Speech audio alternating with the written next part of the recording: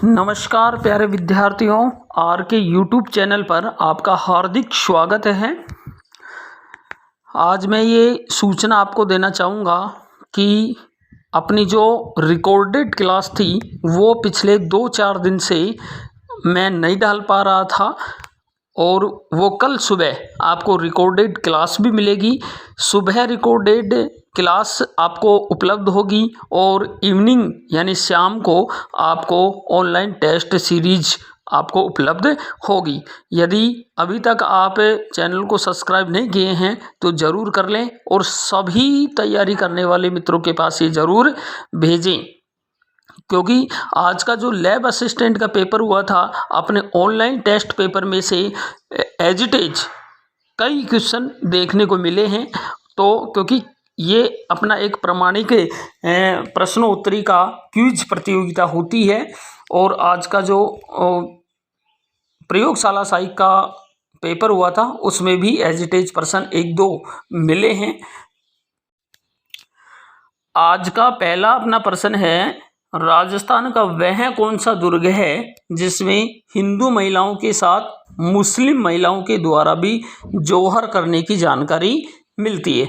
अपने को सबको मालूम है कि राजा की युद्ध हारने के बाद या राजा युद्ध में जब मर जाता था तो उसकी सभी रानियों के द्वारा जौहर किया जाता था, लेकिन अपने से ये पूछा जा रहा है कि वह कौन सा दुर्ग है जिसमें हिंदू महिलाओं के साथ में मुस्लिम महिलाओं के भी जौहर की जानकारी मिलती है। ए ऑप्शन है बठनेर का दुर्ग, बी नागौर दुर्ग, सी चूरू दुर्ग और डी चित्तौड़ दुर्ग।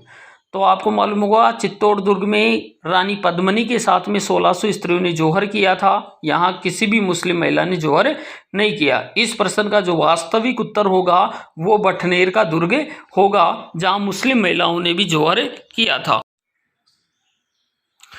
नेक्स्ट अपना प्रश्न है, मुस्लिम निर्माण पद्धति से बनाया गया राजस्थान का एकमात्र दुर्ग कौन सा है। यानी एक हिंदू स्थापत्य कला होती है दुर्ग निर्माण में और एक मुस्लिम स्थापत्य कला होती है। तो अपने से पूछा जा रहा है कि मुस्लिम स्थापत्य कला के आधार पर बनाया गया दुर्ग कौन सा है।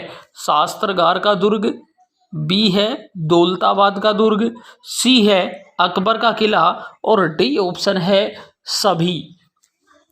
तो 1562 में ध्यान रखना अकबर के द्वारा अकबर का किला बनाया गया था जिसे राजस्थान का मैगनीज दुर्ग भी कहा जाता है। इसी अकबर के किले को दौलताबाद दुर्ग भी कहते हैं, इसी को शास्त्रागार दुर्ग भी कहते हैं और इसी को मैगनीज दुर्ग भी कहा जाता है। तो इस प्रश्न का जो उत्तर होगा वो डी ऑप्शन होगा। नेक्स्ट क्वेश्चन है, रेगिस्तान का जल महल किसे कहा जाता है जिसका निर्माण गुलाब सिंह के द्वारा संगमरमर से करवाया गया था। बहुत महत्वपूर्ण प्रश्न है ये। आप अपन सब जानते हैं कि राजस्थान का जल महल ध्यान रखना जयपुर में स्थित है जो सवाई जयसिंह के द्वारा जल महल का निर्माण करवाया गया था, लेकिन ये पूछ रहा है कि रेगिस्तान का जल महल किसे कहते हैं जिसका निर्माण संगमरमर के द्वारा करवाया गया था गुलाब सिंह के द्वारा। उसका ए ऑप्शन है नाकोड़ा बाड़मेर, बी है बाटाडू का कुआ, सी है चंदेश्वर मंदिर और डी है समदेश्वर मंदिर। तो आपको मालूम होगा इसका वास्तविक जो उत्तर है बाटाडू का कुआ होगा जिसको रेगिस्तान का जल महल कहा जाता है और ये नाकोड़ा, चंदेश्वर और समिदेश्वर सभी बाड़मेर में हैं। नेक्स्ट है, राजस्थान का एकमात्र विभीषण मंदिर कहाँ स्थित है। यानी पूरे भारत के अंदर एकमात्र विभीषण जी का मंदिर एक ही है, राजस्थान में स्थित है वो, जो पूरे भारत का एकमात्र विभीषण मंदिर माना जाता है। ए कोटा, बी कैथून, सी बूंदी, डी भंडदेवरा। तो भंडदेवरा को हाड़ौती का ध्यान रखना क्या कहा जाता है, खजुराहो कहा जाता है और भंडदेवरा बारां में स्थित है।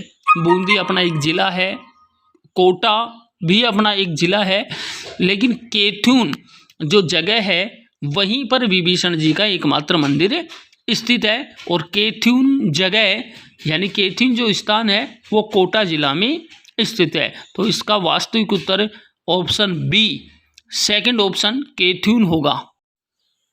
नेक्स्ट, राजस्थान का वह कौन सा जिला है जो खस व इत्र उद्योग के लिए भारत देश में प्रसिद्ध है।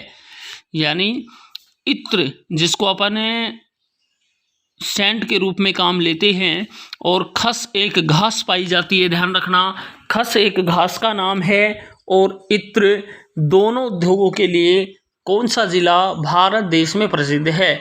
ए कोटा, बी भरतपुर, सी डूंगरपुर, डी भी डूंगरपुर हो गया इसमें, तो डी को आप बांसवाड़ा समझें। इसका जो वास्तविक उत्तर होगा, खस और इत्र के लिए राजस्थान का भरतपुर जिला जाना जाता है। लेकिन ये जरूर ध्यान रखना कि यदि एक ही ऑप्शन में दो दो जिले दे दे, जैसे कोटा बारा भरतपुर के साथ सवाई माधोपुर दे दे, तो उसका उत्तर ध्यान रखना भरतपुर सवाई माधोपुर ही होगा। नेक्स्ट है, भारत में अब तक कितनी बार पशु गणना की जा चुकी है। यानी चाहे वो राजस्थान हो चाहे भारत हो, इसमें कितनी बार अब तक पशु गणना की जा चुकी है। विशेष रूप से अपन राजस्थान की बात करेंगे, ए 12, बी 15, सी 17 और डी 19। तो ध्यान रखना, राजस्थान में या भारत में अब तक 19 बार पशुओं की गणना की जा चुकी है। ये जो लास्ट पशु गणना हुई थी 2019 के अंदर लास्ट पशु गणना की गई थी, जो क्रमिक रूप से 19वीं पशु गणना मानी जाती है। ऐसे पशुओं से संबंधित बहुत सारे प्रश्न आते हैं, ध्यान रखना कि सबसे ज़्यादा पशु कहाँ पाए जाते हैं, गाय कहाँ पाई जाती है, भैंस सबसे ज़्यादा कहाँ पाई जाती हैं, सबसे ज़्यादा घनत्व पशु घनत्व किस जिले में है, ये भी ध्यान रखें। नेक्स्ट प्रश्न है, मानसून का प्रत्यावर्तन का समय कौन से माह में शुरू होता है। बहुत महत्वपूर्ण प्रश्न है ये। इस प्रश्न को कई विद्यार्थी तो समझ ही नहीं पाते हैं कि पूछना क्या चाह रहा है। मोटे तौर पर इस प्रश्न का उत्तर अपन जुलाई कर देते हैं, क्योंकि कई बच्चे प्रत्यावर्तन जो शब्द है इसका अर्थ ही नहीं समझते हैं। प्रत्यावर्तन का अर्थ होता है लौटता हुआ मानसून, यानी मानसून वापस कौन से महीने में लौट जाता है। ए जुलाई, बी अगस्त, सी सितंबर, डी दिसंबर, डी अक्टूबर। तो ध्यान रखना, जुलाई, अगस्त और सितंबर ये तीनों महीने तो मानसून के आगमन के महीनों के नाम हैं, क्योंकि राजस्थान में मानसून जुलाई में आता है, अगस्त में रहता है, सितंबर में रहता है। लेकिन प्रत्यावर्तन का समय पूछे तो ध्यान रखना अक्टूबर और अक्टूबर के साथ नवंबर दोनों हैं। नेक्स्ट है, वह कौन सी नदी है जिसका उद्गम राजस्थान से होता है लेकिन वह गुजरात राज्य की प्रमुख नदी है। बहुत अच्छा क्वेश्चन है ये कि कौन सी ऐसी नदी है जो राजस्थान से निकलती है, यानी राजस्थान का पानी ले जाती है लेकिन वो गुजरात की मुख्य नदी बन जाती है। ए है पश्चिमी बनास नदी, बी सेई नदी, सी वाकल नदी और डी साबरमती नदी। तो ध्यान रखना, इस प्रश्न का जो उत्तर है साबरमती एक ऐसी नदी है जिसका उद्गम राजस्थान से होता है लेकिन ये गुजरात राज्य की मुख्य नदी मानी जाती है। तो साबरमती इसका सबसे सही उत्तर होगा और साबरमती राजस्थान की सबसे प्रदूषित नदी भी मानी जाती है। नेक्स्ट प्रश्न है, राम स्नेही संप्रदाय की प्रधान पीठ कहाँ स्थित नहीं है। बहुत अच्छा प्रश्न है, क्योंकि संत और संप्रदाय में से यदि एग्जाम में प्रश्न पूछा जाता है तो राम स्नेही संप्रदाय शायद मेरे हिसाब से छूटता नहीं है कंपटीशन एग्जाम में, क्योंकि राम स्नेही संप्रदाय की बहुत सारी पीठें हैं और अपने से पूछा जा रहा है कि राम स्नेही संप्रदाय की प्रधान पीठ कहाँ नहीं है। ए भीलवाड़ा, बी नागौर, सी बीकानेर और डी सीकर। तो इस प्रश्न का जो वास्तविक उत्तर होगा वो ध्यान रखना डी ऑप्शन होगा, सीकर। सीकर में राम स्नेही संप्रदाय की कोई भी पीठ स्थित नहीं है। भीलवाड़ा में भी है, नागौर में भी है, बीकानेर में भी है और चौथी इसकी जोधपुर के अंदर भी स्थित है। 4 राम स्नेही संप्रदाय की पीठें हैं। नेक्स्ट प्रश्न है, राजस्थान राज्य अभिलेखागार कहाँ स्थित है? यानी राजस्थान राज्य अभिलेखागार कहाँ स्थित है? ए जयपुर, बी जोधपुर, सी उदयपुर और डी बीकानेर। इस प्रश्न का उत्तर तो लगभग सभी विद्यार्थियों को आता होगा, क्योंकि ये प्रश्न बहुत बार एग्जामों में पूछा जा चुका है। और इसका सही जो वास्तविक उत्तर है, बहुत सारे बच्चे ये मानते हैं कि राजस्थान के अधिकांश जो कार्यालय हैं उनका मुख्यालय या तो जयपुर में होता है या फिर बीकानेर या फिर जोधपुर में होता है। लेकिन राजस्थान का राज्य अभिलेखागार पूछा जाए तो मित्रों ध्यान रखना, इसका डी ऑप्शन बीकानेर सही होगा। और ये बहुत बार एग्जामों में पूछा जा चुका है। क्योंकि राजस्थान राज्य अभिलेखागार कहाँ स्थित है, तो इसका सीधा सा उत्तर होगा बीकानेर, क्योंकि राजस्थान राज्य अभिलेखागार बीकानेर में स्थित है। नेक्स्ट प्रश्न है, रावण की चंवरी कहाँ स्थित है? गजब का प्रश्न है। रावण की चंवरी कहाँ स्थित है? ए नाडोल, बी जोधपुर, सी मंडोर और डी श्रीलंका। आपको मालूम होगा कि रावण के द्वारा ही जो लंका बसाई गई थी उसको वर्तमान में श्रीलंका कहते हैं। और श्रीलंका का उस समय राजा जो था, श्रीलंका बसाने के बाद में उस समय इसको सिंघल देश के नाम से जाना जाता था और गंधर्व सेन सिंघल देश का राजा था। रावण का जो विवाह था वो ध्यान रखना मंडोर की राजकुमारी मंदोदरी के साथ में हुआ था, इसलिए रावण की चंवरी भी कहाँ स्थित होगी? मंडोर में स्थित है। मंडोर में रावण का क्या था? ससुराल था, इसलिए रावण की चंवरी कहाँ स्थित है? राजस्थान के जोधपुर जिले के मंडोर में स्थित है।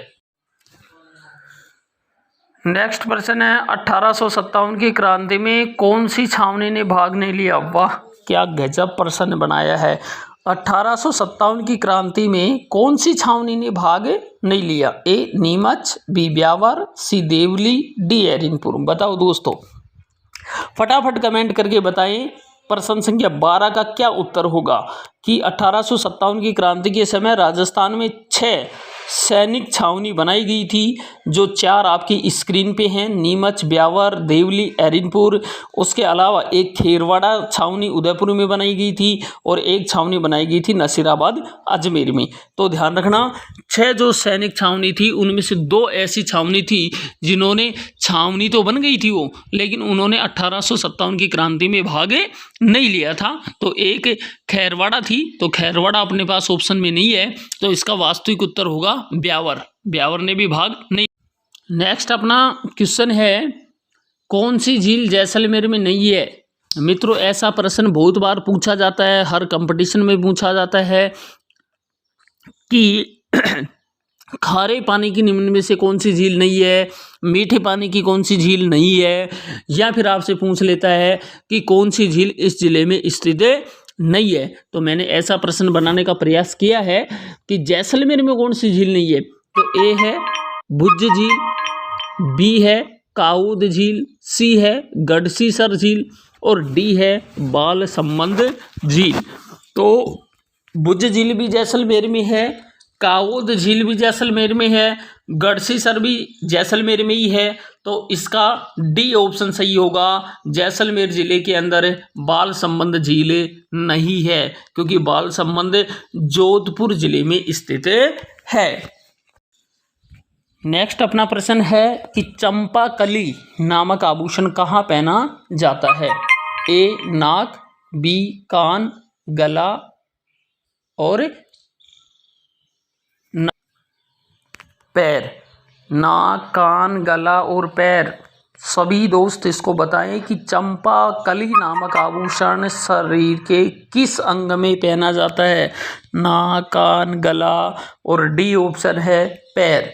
तो चंपाकली आभूषण काफ़ी महत्वपूर्ण आभूषण है और चंपाकली नामक आभूषण है जो ध्यान रखना गले के अंदर पहना जाता है। दोस्तों किसी भी कंपटीशन एग्जाम की तैयारी कर रहे हो, राजस्थान के आभूषण जरूर याद रखना, क्योंकि आभूषण से एक प्रश्न आना बिल्कुल निश्चित माना जाता है। हर एग्जाम में मैं सभी पेपरों में एक आभूषण का प्रश्न अब आगे से दूंगा।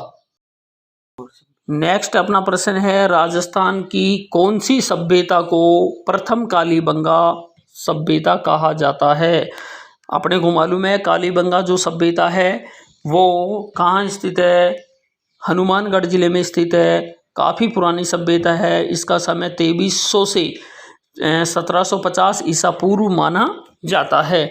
लेकिन ये कहा पूछ क्या रहा है कि राजस्थान की कौन सी सभ्यता को प्रथम कालीबंगा कहा जाता है? इसका मतलब इससे पहले भी कोई सभ्यता हुई थी।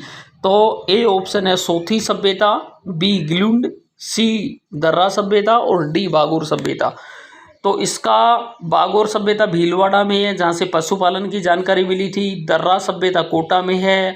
गिलुंड सभ्यता ध्यान रखना राजसमंद जिले में है और सोथी सभ्यता बीकानेर में है। तो राजस्थान की प्रथम कालीबंगा सोथी सभ्यता को कहा जाता है।